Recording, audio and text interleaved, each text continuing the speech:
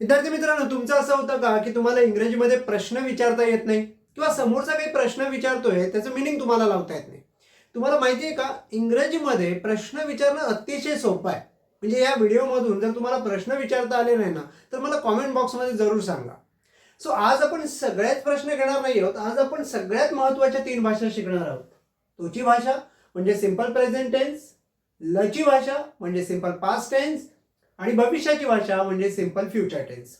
So या आजच्या व्हिडिओमधून तुम्हाला प्रश्न नेमके कसे विचारायचे हे तुम्हाला कळेल आणि या 10 प्रश्नातून तुम्हाला पुढचे 10 लाख प्रश्न स्वतः बनवता येते.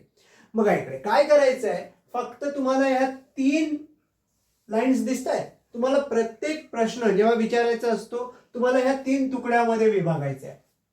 आता हे 3 तुकडे काय, तर बघा इकडे हा प्रश्न आहे, तू कधी उठतोस. सो सगळ्यात महत्वाचं तुम्हाला भाषा कळायला पाहिजे. म्हणजे भाषा कशी ओळखते, जसं की आता इथे बघा हा सब्जेक्ट आहे तू आणि प्रत्येक सब्जेक्ट काहीतरी कृती करत असेल. जसं की हा तू आहे तो काय कृती करतोय, उठण्याची. लक्षात आलं?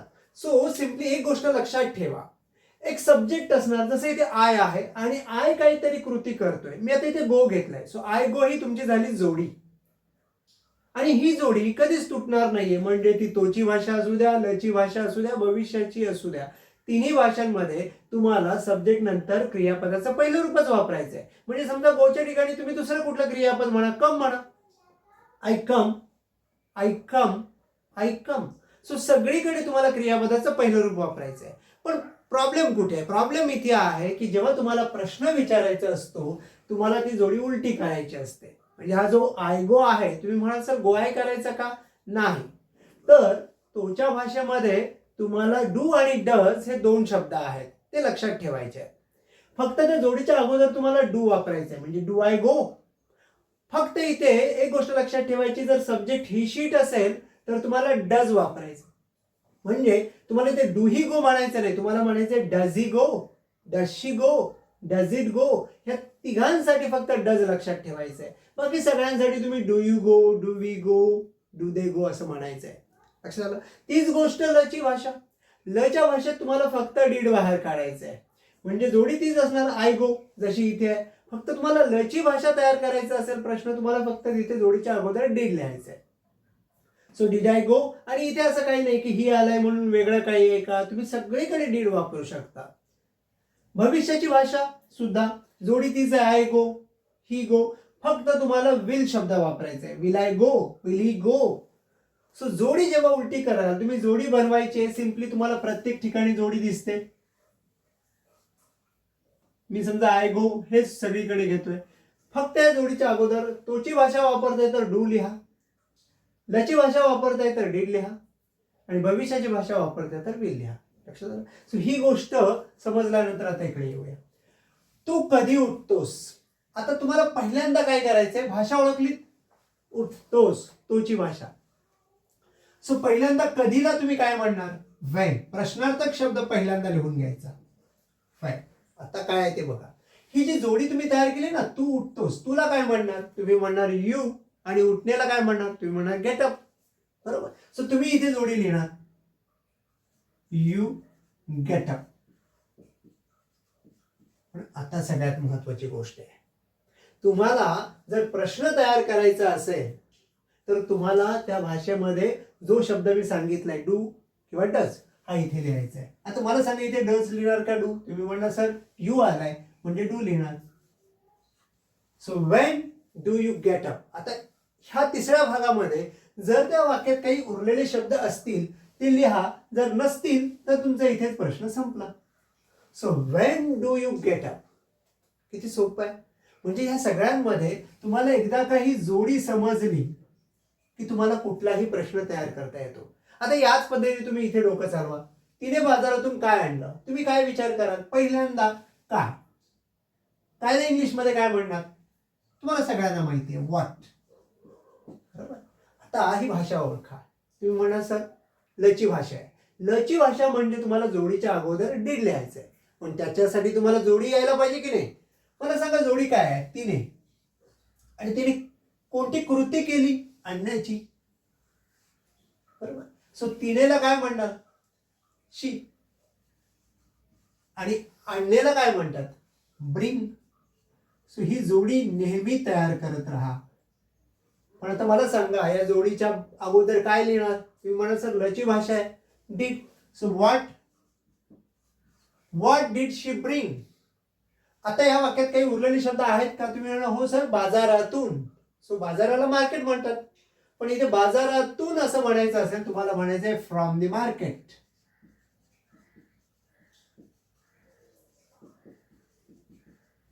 काय सोपं आहे की नाही? कुठलाही प्रश्न तुम्ही या पद्धतीने म्हणू शकाल. आता इथे बघा, तो घरी कसा जाईल. आता ही भाषा ओळखलीत तुम्ही म्हणा सर पाठीमागे ल आलाय, सो लची भाषा. आता इथेच बरीच मुलं चुकतात की प्रत्येक वेळी ल दिसला की तुम्हाला वाटतं भूतकाळाची भाषा, लची भाषा. वाक्याचा सेन्स समजून घ्या. तो घरी कसा जाईल, भविष्यात. सो पाठीमागे जरी ल असलं तरी जर ते वाक्य भविष्याचं असेल तर तुम्हाला समजून घ्यायचं आहे. सो हे वाक्य भविष्याचं आहे. सो घरी कसाला इंग्लिशमध्ये काय म्हणणार? तुम्ही म्हणा हाऊ. आता जोडी तयार करा. तो म्हणजे ही आणि जाईल, जाण्याला काय म्हणतात? गो. पण हाऊ ही गो असं इंग्लिश होईल का? तुम्हालाही माहिती आहे या जोडीच्या अगोदर तुम्हाला काय लिहायचंय? बरोबर, भविष्याची भाषा आहे म्हणजे तुम्ही काय म्हणणार? Will. So how will he go. पण कुठे राहिला ना काहीतरी, घरी, होम. सो उरलेला शब्द तुम्हाला पुढे लिहायचे. तू त्याला आमंत्रित का केलंस? कुठली भाषा आहे? क्रियापदाला बघा, केलंस, ल, केलं. तुम्ही म्हणाल पाठीमागे स लागलाय, तुम्ही एवढं अडकत बसू नका. केलं, तो मराठीमध्ये आपण म्हणतो ना केलंच म्हणतो. सो जनरली ही लची भाषा आहे, बरोबर. तू त्याला आमंत्रित का केलंस. सो काला इंग्लिशमध्ये काय म्हणणार? वाय. आता मला सांगायची जोडी काय होईल? तुम्हाला जोडी पटकन सांगता आली पाहिजे. Very good. हा तू आहे म्हणजे यू, आणि युने काय केलंय? आमंत्रित केलंय. आमंत्रण देण्याला काय म्हणतात? इनवाइट. पण मला सांगा, ही जोडी तयार झाली, पण या जोडीच्या अगोदर काय लिहिणार? येस, लची भाषा आहे, did. Why did you invite. आता काय राहिलंय का? तुम्ही म्हणसो त्याला इंग्लिशमध्ये काय म्हणणार? हिम. पुढचं वाक्य बघा, तुझी बायको ऑफिसला कशी जाते. भाषा तुम्हाला आपोआपच कळली. जाते म्हणजे तोची भाषा तुमच्या डोक्यामध्ये आपोआप आलं की डू डज वापरायचं आहे, बरोबर. म्हणजे तुम्ही जेव्हा वाक्य बोलता, वाचता, तुम्हाला एकदा का एंड समजलं, तुमच्या डोक्यात आपोआप चक्र सुरू होतं, डू डज वापरायचं, डीड का विल. सो इथे डू डज वापरायचं आहे. आता कशीला तुम्ही काय म्हणणार? तुम्ही म्हणणार हाऊ, बरोबर. आता मला सांगा इथे जोडी काय? तर बरीच मुलं काय करतात, माझ्या ऑनलाईन क्लासचा माझा अनुभव आहे, त्यांना यायला लागतं पण ते काय करतात? तुझी जाते. कारण त्यांना काय वाटतं, सर तुम्ही मगाशी कसं सांगितलं, तू उठतोस, तिने आणलं, तो जाईल, तू केलंस, मग इथे पण तुझी जाते. ऍक्च्युअली लक्षात ठेवा, तुझी हा एक शब्द नाहीये, तुझी बायको हा एक शब्द आहे. सो युअर वाईफ गो. कारण जातेला आपण गो म्हणणार. मला सांगा ही भाषा कुठली आहे? तोची. मग मला सांगा या जोडीच्या अगोदर तुम्ही काय विचार करताय, काय वापरायला पाहिजे? Very good. तुमच्यातल्या बऱ्याच जणांनी राईट आन्सर दिला असेल, डज. पण ज्यांनी कोणी जर डू आन्सर दिला असेल तर तुम्ही याचा अर्थ त्या यू आर कडे बघता आणि तुम्हाला वाटते सर इथे यू आहे, पण डू यू म्हणतो आपण. पण लक्षात ठेवा हा यू नाही, हा यू आर आहे. आणि तुमचा सब्जेक्ट वाईफ आहे. वाईफ, बायको ही शी मध्ये येणार. सो शीला डज लागतं म्हणून युअर वाईफला सुद्धा डज लागणार. So how does your wife go? काय राहिलंय? To office. So simple. तू काम कधी सुरू करशील? पाठीमागे तुम्हाला ल दिसतंय, पटकन तुम्हाला वाटेल लची भाषा, बरोबर. पण तू कधी काम सुरू करशील हा सेन्स बघा भविष्याचा आहे. सो इथे थोडीशी गफलत होते. बरीच मुलं ल दिसलं की प्रत्येक वेळी त्यांना वाटतं की लची भाषा. सिम्पली बघा, तू काय खाल्लंस म्हणजे खाऊन झालंय, भूतकाळ, लची भाषा. तू काय खाशील हे फ्युचर आहे. म्हणजे पाठीमागे ल दिसला म्हणजे लगेच लची भाषा होत नाही, म्हणजेच तो पास्ट टेन्स होतो, अशातला भाग नाही. सो ही भविष्याची भाषा आहे. डोक्यात आलं तुम्हाला काय बाहेर काढणार? विल. सो तू काम कधी सुरू करशील, कधीला काय म्हणणार? व्हेन. आता जोडी सांगा मला पटकन. तू बरोबर यू. आणि सुरू करण्याला काय म्हणणार, क्रिया सुरू करण्याची आहे ना तिची, तुम्ही म्हणा स्टार्ट. ही झाली तुमची जोडी. पण नुसती जोडी लिहून प्रश्न कधी होत नसतो, तुम्हाला माहिती आहे. त्याच्या अगोदर काय लिहावं लागेल, will. When will you start. पण काय राहिलंय काम, when will you start a work. So simple. लक्षात येते सगळ्यांच्या. ती इंग्रजी कशी शिकली. आता मला सांगा, ल आलाय, भविष्याची भाषा आहे की लची. तुम्हाला पटकन कळलं असेल, भूतकाळात आहे, लची भाषा आहे. कारण कशी शिकली हे भूतकाळात विचारलंय प्रश्न. सो कशी, कशी म्हणजे काय, हाऊ.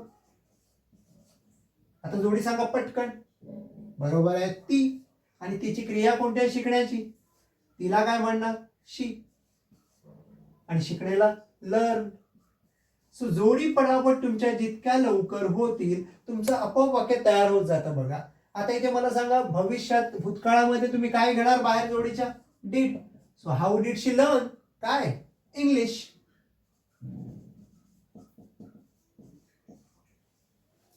पुढचं वाक्य, तू माझे पैसे परत कधी करशील. आता पुन्हा ल आलाय, काय वाटते, लची भाषा की भविष्याची भाषा.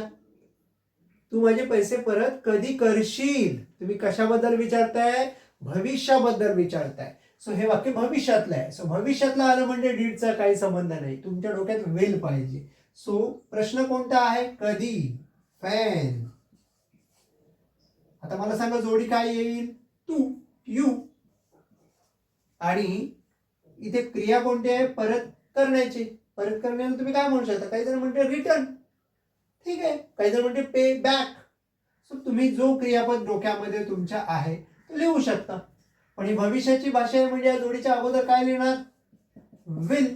व्हेन विल यू रिटर्न काय, माझे पैसे, माय मनी. उरलेले शब्द तुम्ही तुमच्या सोयीने नंतर लिहू शकता, काही प्रॉब्लेम नाहीये. त्यांना सुद्धा ऑर्डर असते. म्हणजे कसे, जर तुम्ही म्हणा एक पेक्षा जास्त शब्द पुढे लिहायचे असतील तर काय करायचं, तर काय, कुठे, कधी हा मंत्र मी तुम्हाला सांगितलंय माझ्या बऱ्याच व्हिडिओज मध्ये, ते फॉलो करायचं आहे. तुम्ही राष्ट्रगीतासाठी का उभे राहिला नाहीत. आता इथे थोडंसं फक्त का राहिला नाहीत मी नाही म्हटलंय. तुम्हाला नाहीचं टेन्शन घ्यायचं नाही, ठीक आहे, नाहीचं नाही, टेन्शनच नाही. तुम्ही सिम्पली राहिला म्हणजे ही लची भाषा, बरोबर. सो तुम्ही नॉर्मली जसं करताय, का, वाय, एवढं तर सगळ्यांना समजलं. जोडी मानवा, तुम्ही म्हणजे कोण, यू. आणि तुम्ही काय क्रिया केली नाही, उभ्या राहण्याची. सो तुम्ही काय म्हणणार, स्टँड, स्टँड अप. सो जे आपलं नॉर्मली करतोय तेच आपण केलं. पण ही लची भाषा आहे म्हणजे इथे काय तुम्ही वापरणार, डीड. पण जर तुम्ही असं केलं तर ते होकारार्थी वाक्य होईल. आपली इथे नाहीत आहे. सो नाही बोलण्यासाठी तुम्हाला इथे नॉट टाकायचं आहे. आता हा जो नॉट येतो इथे टाका किंवा इथे टाका. म्हणजे why didn't you stand up असं म्हटलं तरी चालेल, किंवा why did you not stand up असंही म्हणेल. कशासाठी, फॉर नॅशनल अँथम.